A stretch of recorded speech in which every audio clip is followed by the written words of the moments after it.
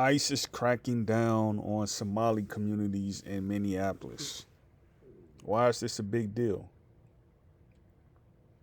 Why is this a big deal? It's really not about Somalis overstaying their stay. It's really not about Somali youth being involved in crimes. It's really not about any of that, which is why they're being cracked down. It's because they have dark skin. That's pretty much all it's about. If you look at the ICE agents, right, they all fit one profile. They all fit one profile. There are men who are usually in their 20s, 30s, and 40s, dressed in militia uniforms. No official statement or anything like that. Just, they're just here. We don't know their backgrounds. We don't have networks with them. All we know is that is a front that just pops up, right, of just like white men, and they expect you to follow their orders.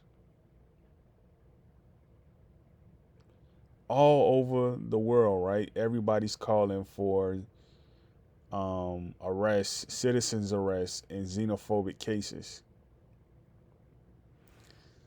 You have people like Bill Gates who are funding organizations that's involved in depopulation. You have syndicates, right, of white men who are involved in money laundering. You have rings of white men, right, who are involved in church ceremonies that involve castrating children. None of this stuff is being pointed out by the mainstream news networks. None of this stuff. But they blast Somali rhetoric all over the news channels and say, "Oh, they're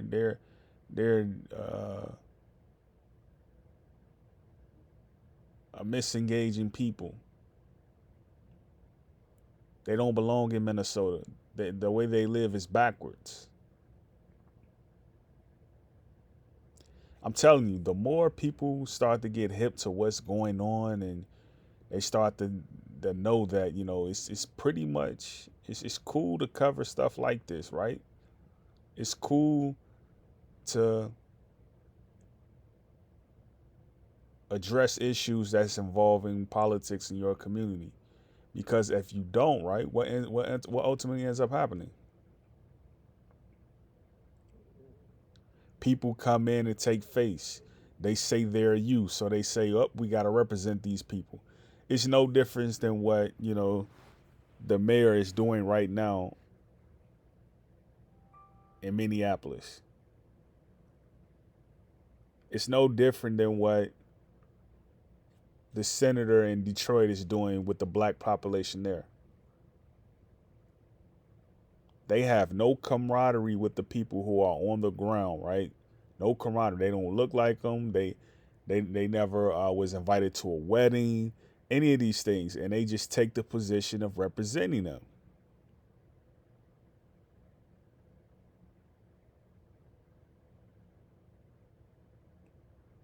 They just take the position of representing them. So now everybody's there. Their First Amendment is under attack. Their Second Amendment is under attack. The Third Amendment has been under attack. Like literally, if an ICE truck pulls up in your community, right, or a police car just pulls up in your community, you don't know where it's coming, where they're coming from. You don't know where the precinct at, right? You just come into a place to live a better life, right? And they say they're looking for you. We have a court warrant for you for your arrest. Doesn't matter if you're from the land, if you're here illegally, doesn't matter, right? We all deserve human rights, right?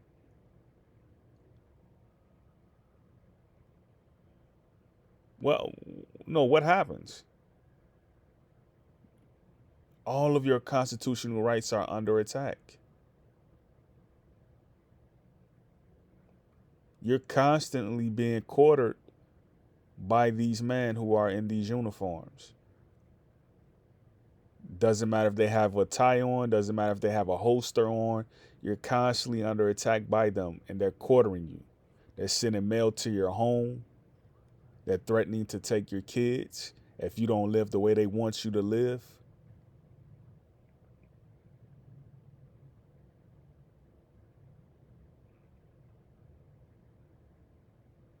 This is what's going on. And think of it like right now, right? This is the perfect time for them to pull this stuff off, right?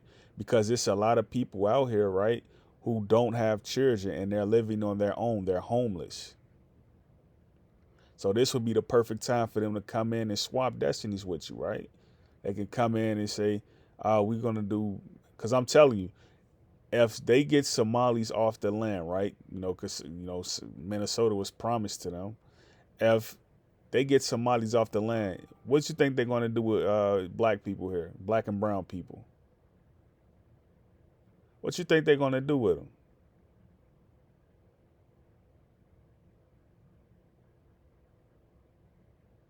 They're going to do mass arrests. We're going to be the next ones to go into these encampments.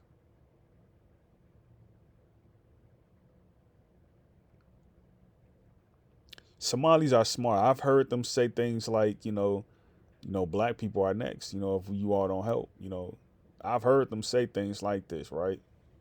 And this is what gets me, right?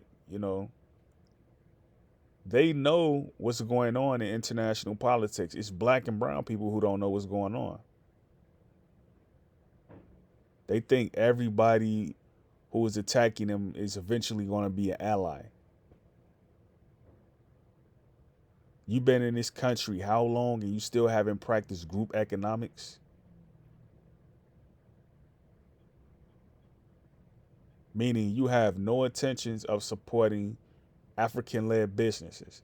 You have no intentions of supporting local markets. You help people open stores up in your community who don't look like you. You think somehow a Somali, right, who has woolly hair is somehow foreign to you.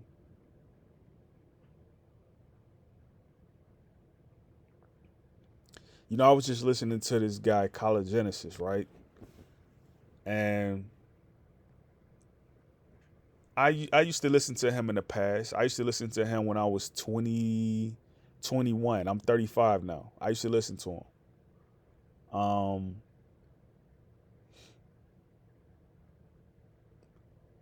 And I constantly hear him bash Africans, right? And the guy, he looks like he could be, you know, East African, right? Bantu, Eastern Bantu, you know. But in his mind, that superiority complex, he believes he's white.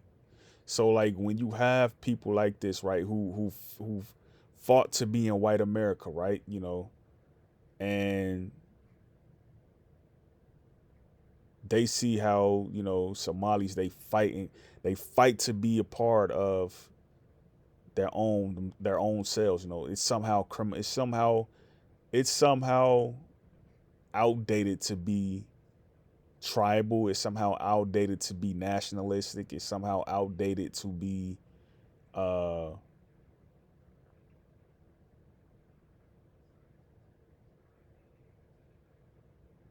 inclusive to yourself, right, for your own survival.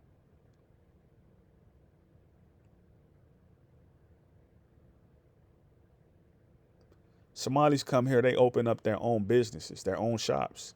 They don't look for inclusion with other groups of people. I used to live in Minnesota, right? And the thing that I kept seeing was that the Hmong had their own thing. The Asians, the Hmongs. The Hmongs had their own community. Hmong. That's how you spell it. They had their own community. And they would always drive around in these fancy cars, these sports cars, right? The Somalis, right? They were just out doing taxi. They was out running their local grocery stores, you know? And every time you saw a black and brown person, right, they were always trying to get next to white fragility, right? They was always trying to get next to that. And the thing that kept bothering me was that, right, if you're like, cuz I was like what, 23, 24. The thing about me, right, I wanted to be close with Africans, and they accepted me, right? They like, we don't care if you're American or not. You like, you one of us. It was always this brown girl, right? She brown. She was like, the color of like a caramel complexion, right? And she would always like try to downgrade me when I was working in a washer. I was working as like a washer, dishwasher. She would always try to downgrade me and try to front me off in front of the supervisor, because we was in there working with a bunch of white people, right? And she would always try to do it. And, it was this one girl named Crystal. She was like, lily white, right? She she was just like, she wouldn't say anything, but like every time she saw me, she would treat me with dignity and respect. But this one girl, right, she wouldn't do any of that. So what I end up doing is I end up filing for a transfer, and I end up becoming a nurse aide because I already had my nursing license. So while I was a nurse aide, I stopped doing dishwashing. I come back downstairs one day, right, and there was a new group of people down there, and I met this Liberian woman. She was probably like 2 years younger than me or a year younger than me. She took it to the point where like she was just like very flirtatious, and I was just like, that's fine, but I'm focused on what's going on right here. And the girl, the brown girl, she just went berserk. You know what I'm saying? She was just like, he ain't no man. Da da da da da da. Like, and we kept trying to figure out like what's going on with this woman. You know what I'm saying? Like, why is she acting out in front of white people like this? You know what I'm saying? Like, why is she doing that? And the supervisor didn't even reprimand her. He didn't, he just, and that made me very uncomfortable. You know what I'm saying? Because like everybody was showing me love, but it was just like this one girl. She supposed to be American. Like, how everybody in the world has solidarity with one another, right? Like they're among their own people. The Liberian woman, she showed me complete love, right? Um, and I always noticed like the West African men, right? They was always like, they were like the left. Well, they were already leftists, but they were just like the left out crew, right? You know what I'm saying? Like the West African man, like nobody, they really had to get it out the mud. You know what I'm saying? Like nobody really cared to acknowledge them. And that's when I realized how hard it was for Africans to really make it over here. You know, like I had one friend, he was from West Africa.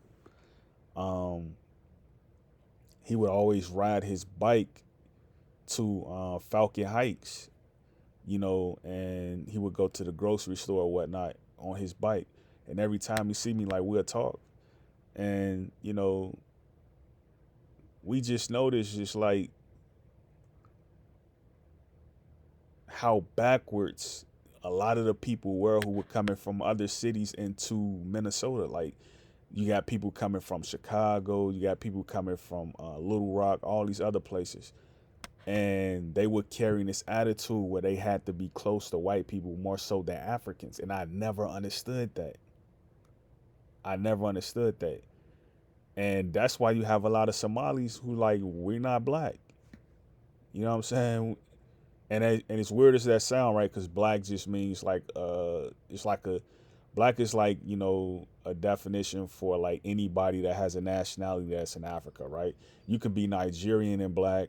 You could be Somali and black. You can be Chadian and black. You can be Liberian and black. Black is just like an umbrella for all those terms. Like you can be Mississippian black. It's just an umbrella for all those ethnic terms. Um, but we kept noticing, like, all the girls, right? They had to get the white man. The African American girls, they would have to get the white man, or they'll trick with the Asian man or something like that. And it's the same place when it's the same thing when you go to these other cities like Chicago and Detroit. You know, if they're not around white people, they're around the Arabs. You know what I mean? And it's only the women, right, who are African, right, who only do things for West African and East African men. It's only them. It's never the black women, the so-called black women, right, African American. It's never them. And they got to come up with another term for like their names, cuz like, you know, it's not going well. It's not going well. So, um I always thought the experiment of just like black politics in general, it wasn't sufficing. You know what I mean? It just wasn't sufficing. Um yeah, it just these communities, right? These African American communities, they're on their last leg to me, like they really are. It kind of reminds me of like just living in America, right? You don't know who's who. It's kind of like identity politics in Cape Verde. Like you don't really know who's identifying as what. You know what I mean? Like everybody is kind of doing their own thing. They're very vulnerable. Their population is like, if you don't immediately identify as someone visually or even politically, or even literally, right? You get casted out. You're very easy pickings. And these raids that's going on in Minnesota, among Somali communities, this is just a grist. This is just a grist to get to black and brown African Americans. It's just a grist to get to us. Because if they got us here alone, like what you think they're gonna be doing? Like they're already showing you that they're keeping up with this aggression to just even attack you. And then what they do, they send that front man out, the mayors, the Republicans, the GOP GOP, the DNC, the Democrats. They send them out to do all the the talking, right? And it's like, okay, they're doing the talking, but it's people still getting hit over the head in the communities. It's people still getting ran up on by these ICE agents, and they're condemning it. But it's like at this point you're useless. You know what I'm saying? Like you're useless. You're not dissolving any of these operations. Like you're signing off on Senate bills, and it's not helping. Like I look at what I look at what Alyssa Slockoff is doing in Detroit, right? She's not sending out inquiries to the community asking them what they want to see, what budgets they want to see passed. She's not doing that. She's just voting. And we don't know what she's voting on. She's just voting. Like her district is very messed up. The only part of her district that's doing some good is the white part. The black part is doing messed up. The brown part is doing messed up.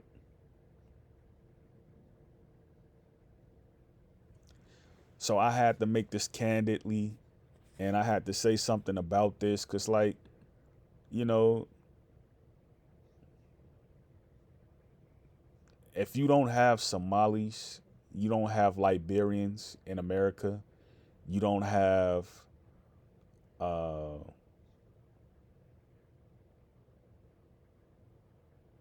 any of these groups who come from the larger diaspora. If you don't have these groups in America,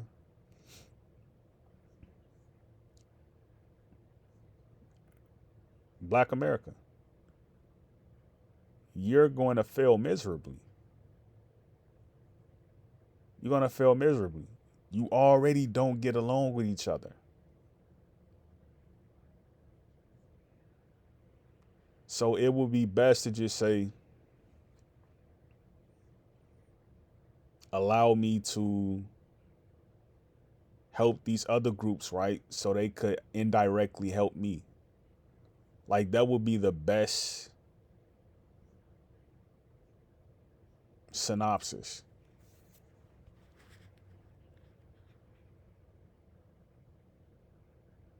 Like think about it, right? Who leads in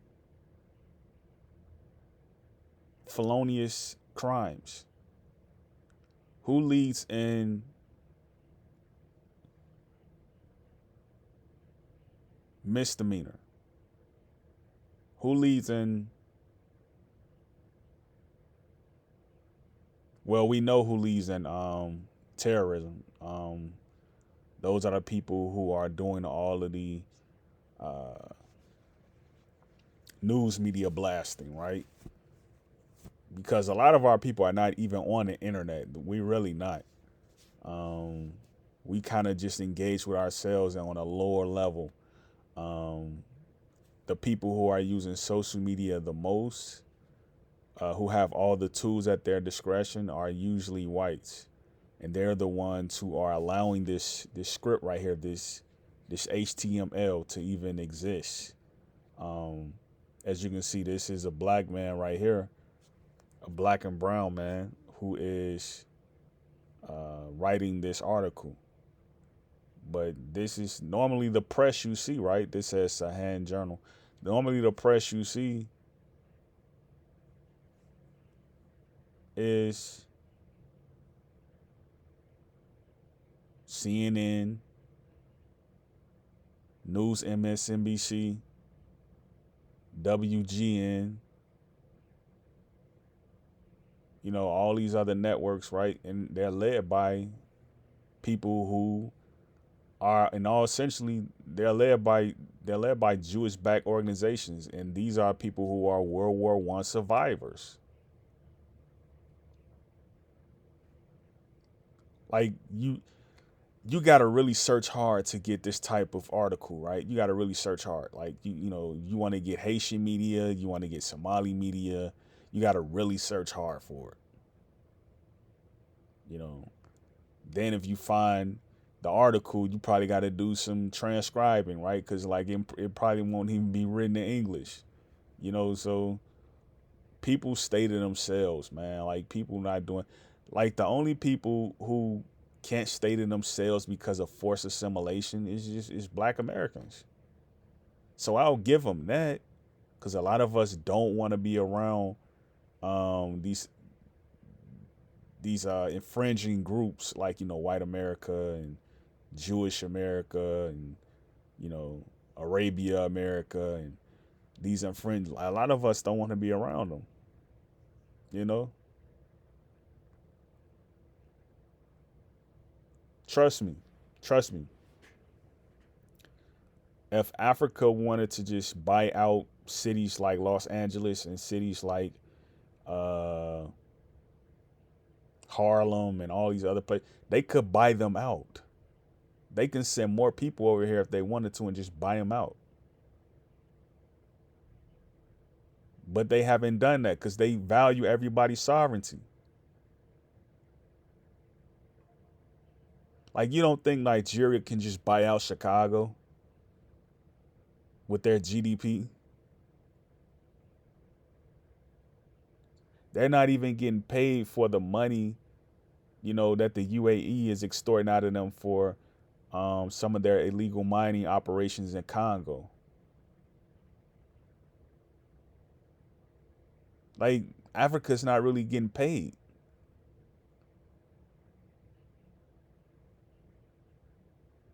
They're getting odd. Their citizens are getting odd hand jobs like being a nanny in Dubai or being a nurse for somebody's grandmother, ailing grandmother in Southfield somewhere. Like really? Yeah, they're getting. It's like some of them are becoming doctors, some of them are becoming engineers, architects, um, fashion designers, and all of that. Walking runways, but the total of their export is coming from medical industry, really, because a lot of them are becoming like psychiatrists and stuff like that. But a lot of that is, those are temporary entry levels, you know, that they're getting, and they're working for minimum wage, like working Uber, working uh, DoorDash and stuff like that, Lyft. They're doing those type of jobs, you know. Meanwhile, black people, what are black people doing? What are brown people doing? Signing life insurance policies and becoming rappers. Just giving their legacy away to other groups of people, right? Because somebody may have a camera and they can record footage, or they're opening up barbershops. Like it's stuff that we don't need.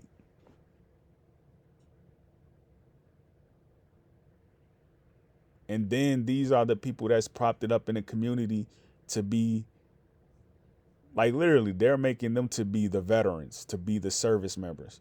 And it's like, no, that's not how you run a society.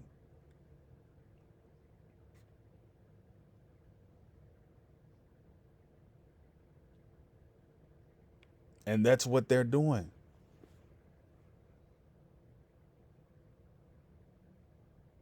And it's always somebody who coming from some ambiguous background who's signing a check. Like I'm tired of seeing this stuff play out like it's playing out, man, because it's like at some point, like, the cities have to be honorable, and you can't just keep blaming the federal government, and you just got to say, hand over the keys, man. Give the people back their stuff. We know you all have emergency budgets. If you got a deputy mayor, you have an emergency budget. So just give up, just go ahead, just give up, just give the people back their stuff. Give the people back their stuff. I support Somalis. I support Liberians.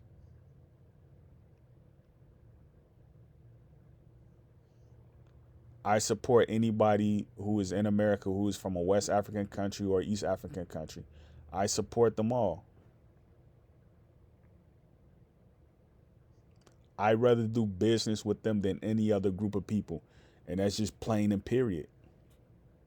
Plain and simple. I'd rather do business with them.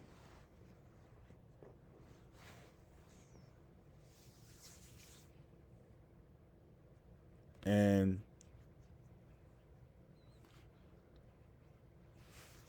all these operations that are starting to pop up, right? You know, because people are signing defaults. Like Africans, they'll tell you quickly, right? They'll tell you quickly. We're only here to do business. We're not here to meddle in your politics. And we give you all equity, which means you have freedom and inclusion in all of your options. All these other groups are not doing that. Like, think about it. When's the last time you seen a Chadian? When's the last time you seen an Eritrean? They don't bother small. They don't bother uncontacted groups of people. They're trying to remain uncontacted themselves. The only people who bother uncontacted people are World War I survivors. They got to come in and give aid. They got to come in and, orchestrate um, law procedures. They got to do all these things for some reason, right? Like as if they care, and they really don't care. They just want to be in the way.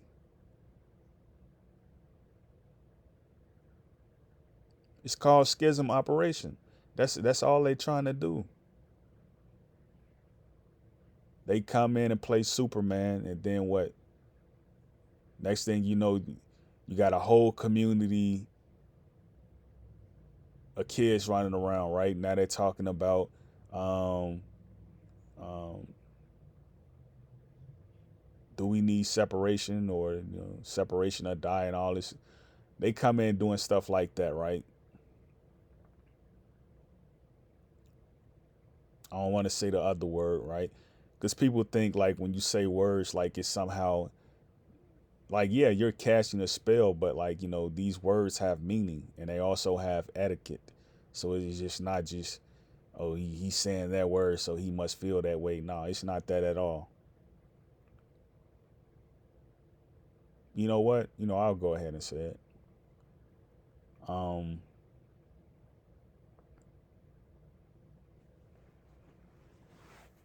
Apartheid. They think because you believe in certain measures or certain extremes that will prevent um, race dilution, right? Because, like Dr. Umar Johnson, he always says this. He says, stop, you know, stop leaving your woman, stop leaving your man for other groups of people. He always say that, right? Why is it that Somalis know? Why is it that you don't have to tell Somalis these things?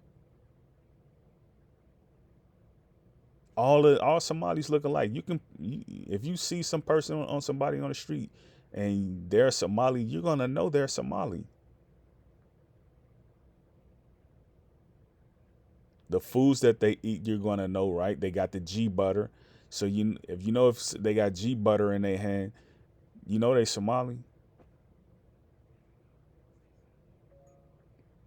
You know if they got a suit on, or if they got a quarter zip, you know they Somali. So let's not act like we don't know what's really going on. Let's be adults about this. Um,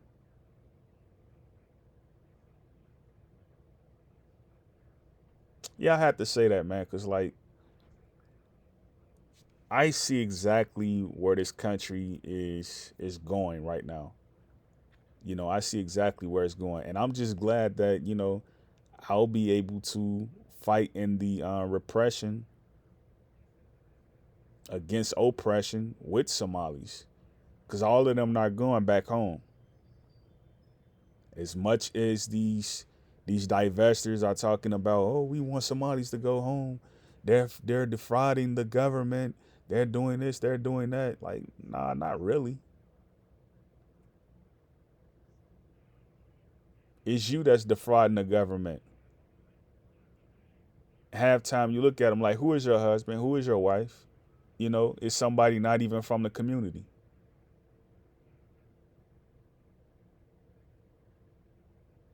It's they doing a jump off. That's what they doing, right? They promoting illicit illicit behavior, right?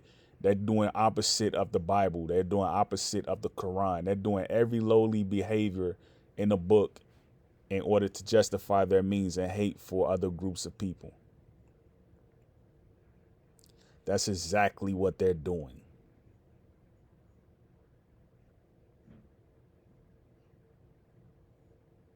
Like, look at this picture. Look at this picture, right? The man is just minding his business. What? He's probably going back to his shop looking at some merchandise or something like that. He's just minding his business. He's providing a service for the people here.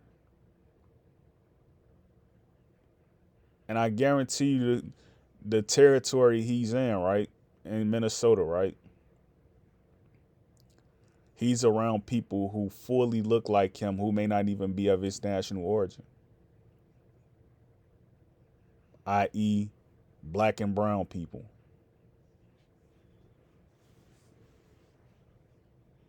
He's not bothered. He's not around. Like, cause like if you go to St. Paul, Minneapolis, right, the Twin Cities, if you go there, right, white people got their own neighborhoods, Somalis got their own neighborhoods, Hmong got their own neighborhoods, black people got their own neighborhoods. Um,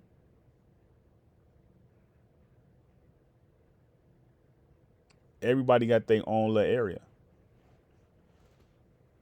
Got their own little area.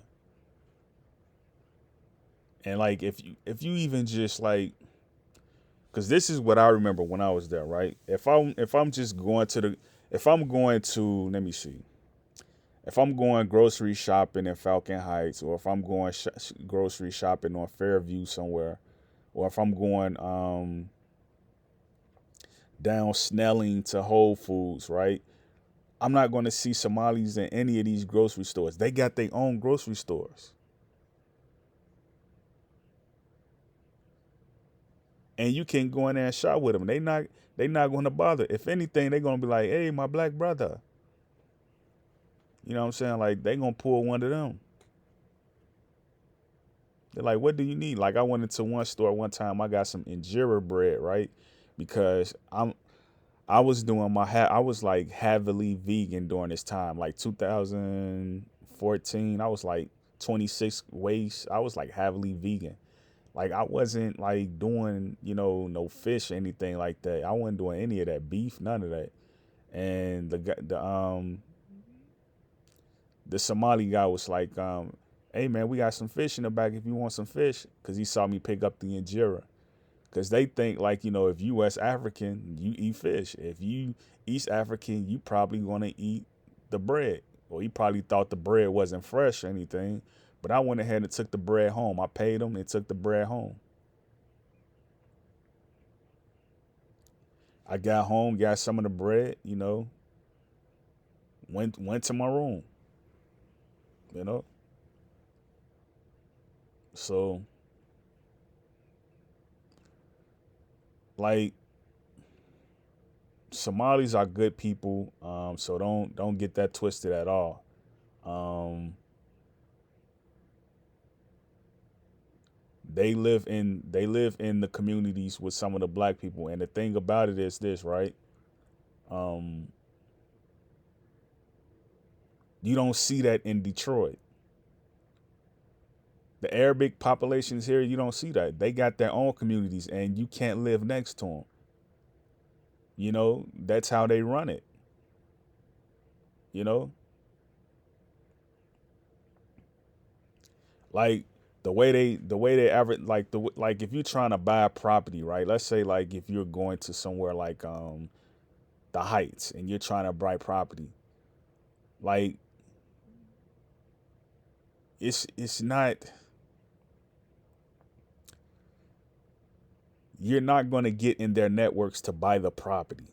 By the time you see that it's open for sale and you want to buy it, it's already gone. Like say if you're trying to get out of a bad neighborhood, you trying to get out the east side of Detroit, like you're not going to get that property. So um yeah, it's important that we paint these narratives and we not let other people paint narratives, man. Because like people will have you thinking like these people are just like the most terriblest people ever, and that's really not the case. Um, that's really not the case. If anything, you should admire the fact that they marry inside their race, right? You should admire that.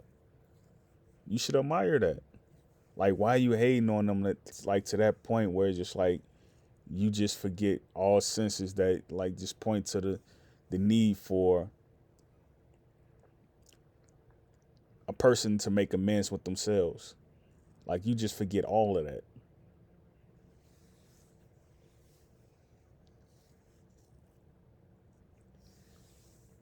Like seriously.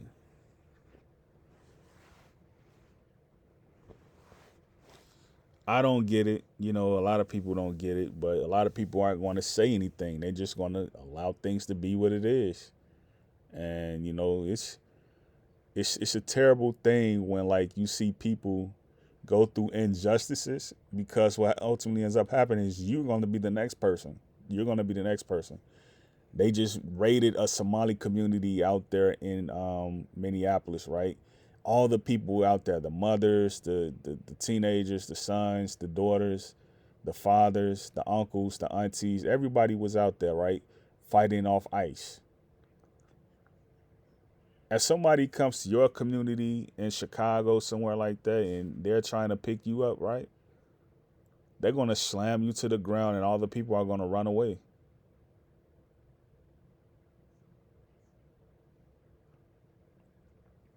Those agents, right?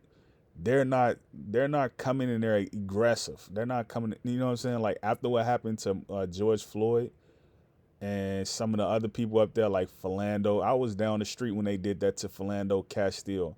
I was in school when they did that to Philando. I was down the street and we didn't hear anything about it. He got ambushed.